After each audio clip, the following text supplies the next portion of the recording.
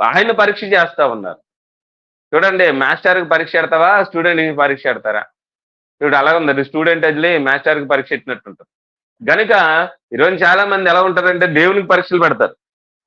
దేవుడు మనకు పరీక్ష పెడతారనుకుంటే దేవునికి పరీక్ష పెడతారని చూస్తారాళ్ళు.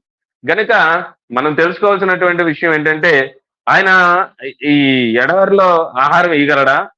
లేకపోతే మాంసం ఇయ్యగలడా? నీళ్ళు ఇయ్యగలడా? మరి ఇలా ఉంది కదా! ఇక్కడ అసలు ఒక చుక్క నీరుకి లేదు కదా! ఎక్కడ చెట్టు లేదు కదా! అక్కడ ఏమి లేదు కదా! ఇలాంటి చోట నీరేమి ఇవ్వగలుగుతది? ఒకసారి చూద్దాం. టెస్ట్ చేద్దాం అనుకుని దేవుణ్ణి పరీక్షించేవారంట.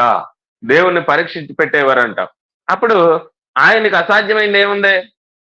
మరి ఈళ్ళు తెలుసుకోవాల్సినటువంటి విషయం అంటే, అక్కడ ఐగుప్తులోనే మరి ఎన్నో అద్భుతాలు చేసి బయటకి తీసుకొచ్చాడు. ఆళ్ళ కళ్ళెదురుగుండా జరిగినియి. రెండోది ఎర్ర సముద్రం అనే పాయలు చేశారంటే ఆళ్ళ జీవితంలో గాని ఇంకా ఎప్పుడు చూసి ఉండరు అలాంటిది.